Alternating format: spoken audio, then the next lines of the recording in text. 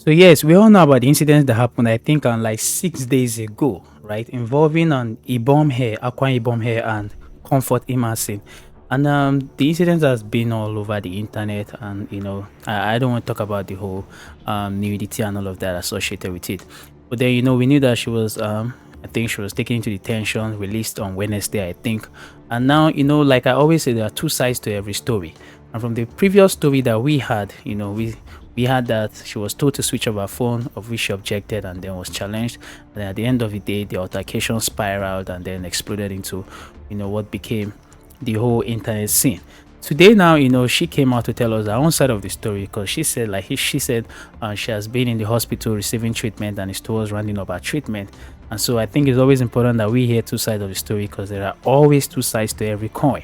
And so here's the flip side to it, and you listen to it, and yes, let's whatever it is you may do with whatever it is you hear here, it's up to you. So this one is from Comfort Emmanson, and she's giving us her own side of the story amidst the whole public drama that's been happening that ensued between she and the Ibom air flight. Hello everyone, good morning, good afternoon, good evening, depending on where you're watching me from. I want to come out fully to appreciate God Almighty and everyone that stood by me, that fought for me when I was in prison. When I came out, the love I saw, the support I saw from you people, I was never expecting it. For a commoner like me, you guys fought for me, you guys stood by me. I want to appreciate you all. I said that God Almighty will bless you. So on the 10th of August, on Sunday, I boarded a flight from Oyo to Lagos. So when we're inside the aircraft, the normal procedure happened. The lady Juliana was telling everybody from the front, from the front seats, coming to the back because I was at the back. So she came to me. She said she came to me. So while she came to when she was coming forward, so she came and I was struggling to put my phone. I was putting my phone on flight mode. So she said no, that I have to put it off. So I told her that one of my phones, because I was with two phones, one of my phones is for a fault. The phone is bad. The power button is bad precisely. So I showed her that the power button is bad. So she said I can put off my phone without the power button. I said okay. So she said I should go to my settings. So while she was telling me go to your settings and all that, I went to my settings. So she said go to your general. So while trying to do that, the pressure from her, so the man that was sitting on my right now helped me and off one of the phone, put one of the phone off while we are struggling on the other one that has the power button is still. So she said I should go to the my general. I went to the general. I went to the settings and the general. So when I told her okay please, before then I told her please can you assist me and spell general. She said she cannot touch my phone. She can never touch my phone, children of nowadays. So I now turned to the guy that helped me to off one of my phone. I told him, please, can you assist me and spell general? So the guy now collected my phone and showed me and spelled type general on this thing. So when I went to her, okay, this is the general, I am here now. So the phrase that she was even giving me was not even encouraging. I had to plead with the same guy again on my right. So please, can you please do you know how to she said, do you know how to help me and off it from here, please? He now said okay, no problem. He helped me and off the phone eventually. So now off the phone, the two phones, put it where it's supposed to be on the aircraft. And I thought okay, I have offed my phone. So when she wanted to leave, she said you will see. I didn't take that to heart because I've already eventually offed my phone, which I was having problem in offing it. So I eventually off the phone. So that was it.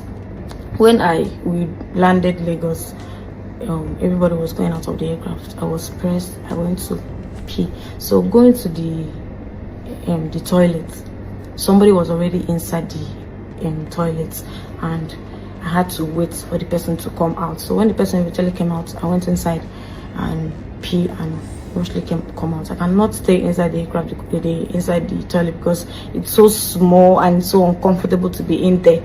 So I now rushed pee and packed myself again and come outside. So coming outside, everybody already left. I had to rush, carry my stuffs and move to rush out of the aircraft. So going out of the aircraft, this lady Juliana stopped me, and I asked her, why did you stop me? Why are you stopping me from going out of the aircraft? Everybody has left, so I need to go out. She didn't say anything to me. She was just like staring at me with the same bad eye. And that was when I remember that this is the same person that, you know, was instructing me to put up my phone. I eventually did. So she said, she didn't say anything. No, she didn't say anything. She was just staring at me there with the bad eye. So that was when I, you know, on my phone, like put the phone, started recording. That was when she backed facing the front and backing me. So I was just like, please madam, leave the road, let me pass. She didn't answer me. She ignored me. And after the video, I picked the phone. When I picked the phone, that was when she noticed I was videoing her. So she now pushed me inside the aircraft back, dragged my frontal. This is the frontal I wore that day. She dragged the frontal, dragged the process of dragging my clothes, my gold from neck I was wearing. This is the gold I was wearing. She dragged it from my neck with the clothes. The process, like my phone, everything went down and broke. The phone broke. The phone broke. Everything, like even this phone. So I was like, no, why did you do that? Why did you break my phone, like drag my frontal? The pain of removing my frontal, you know how frontal can be when you install a hair and then it's forcibly dragged out. It's so painful. So the pain of doing that to me, that was when I went to poke her. God knows that I can never go and poke an elderly woman, somebody that's old enough to be my mom. Poke her for what? Poke her. It was the pain she inflicted on me, the frontal pain, dragging my gold and everything on the floor. That was the anger. I was so angry. I could not even like hold it. That was why I was asking her, why did you do that on the video, the trending video they posted? Why did you do that? Why did you do that? I asked her, why did you? Because you dragging my frontal wig and like dragging me, calling me a prostitute at the process. No, I just had to ask her, why did you do that? Why did you do that? That was why I poked her on the video. Why did you do that? So while on that, the whole thing, like those guys came inside the aircraft and like started like surrounding me, and I was like, why? Now dragged me outside. That was when they dragging me from there. You saw how they dragged me from the video. That was what happened. Like they came inside, dragged me outside, and then at the process, she now like dragged my clothes, and the clothes, it was pain on me because it was pain. I thought that was my inner. It was pain on me. The pain of dragging it, and it's pain. It's wounded me inside. The pain and everything, the frontal pain, this other pain. I was just trying to like help myself when they dragging me out of the, trying to cover myself. My body was out there, and then they were videoing at the process. My body was out. I was even looking for a way to cover it. Some of them were like trying to like touch me, and I was trying to cover myself, defending myself. Like I was the only one there, and they were like surrounding me, trying to cover myself while they were trying to do video. All of them, they surrounded, like videos, cameras everywhere. I was surprised because like I never expected that, like tearing my clothes and videoing everything, videoing me, my body outside, my naked body outside, plus the pain.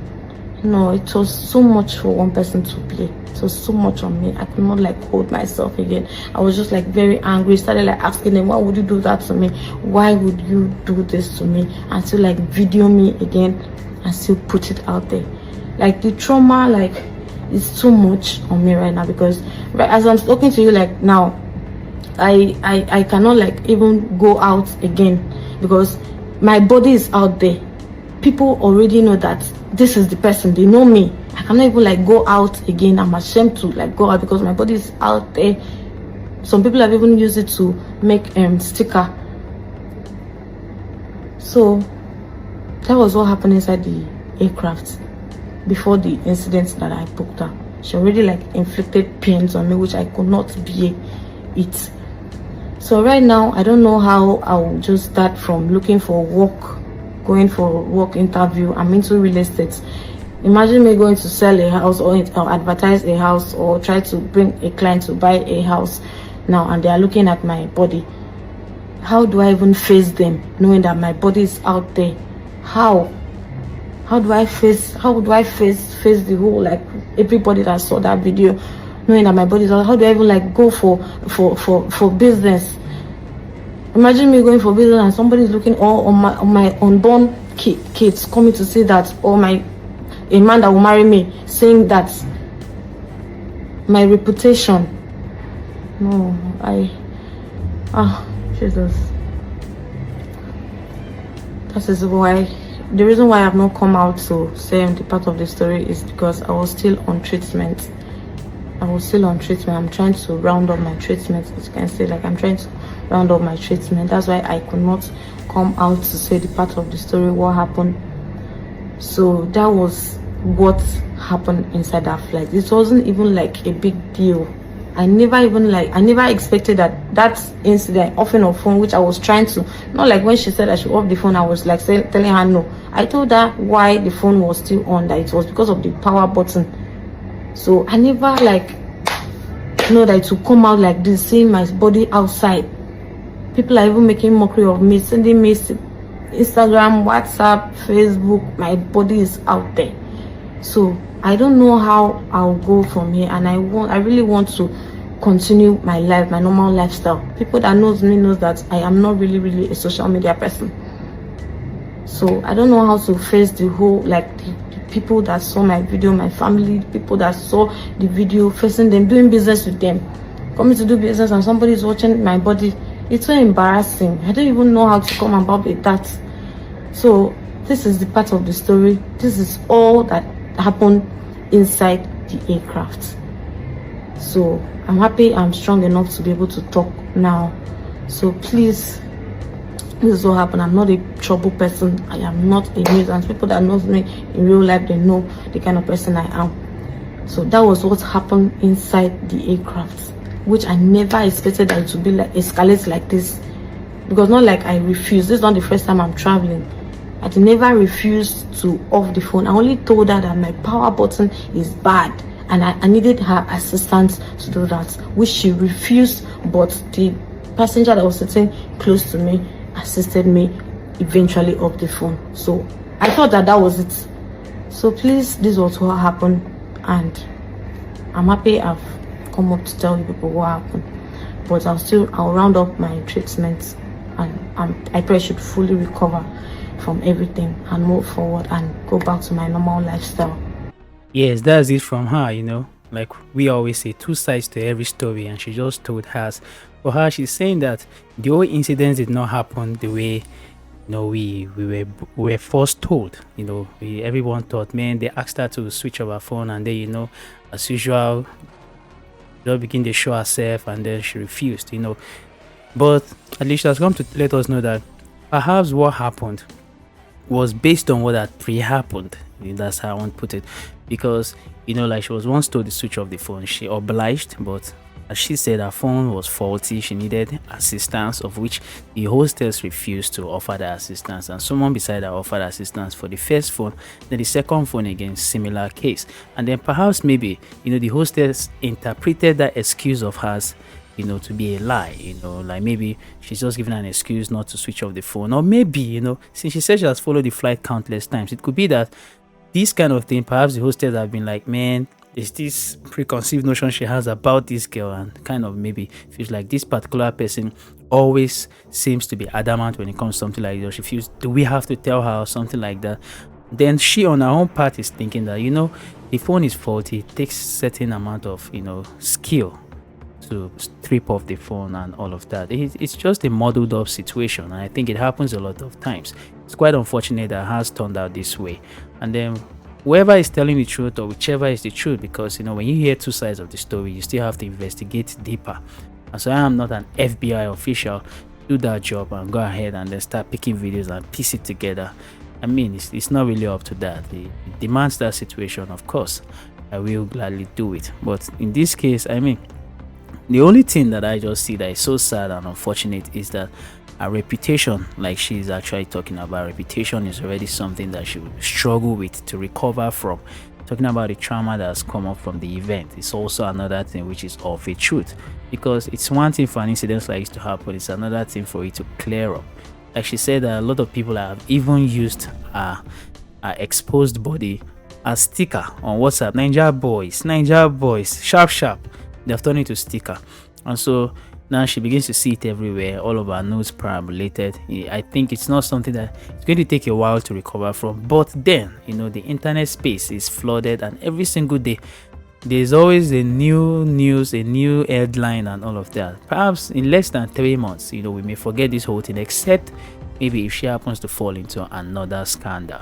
Because there are a whole lot of things that have happened that right now we are not talking about. Although if these people come back, or if these people fall into a particular scandal, we would always retrace it back to the previous ones. So let's just give it a while and all of these things will dissolve. Another new headline now will come up and everybody will forget about the Ibom hair. In fact, if not that she even came up to talk about it today, I'm sure that the whole the crisis, the incidents that happened has begun to dissipate, and it's not something that people are actually taking as serious as they did 6 days ago. So I think that I would just say that she should go on with her life, and the best way to deflect anything is to not talk about it.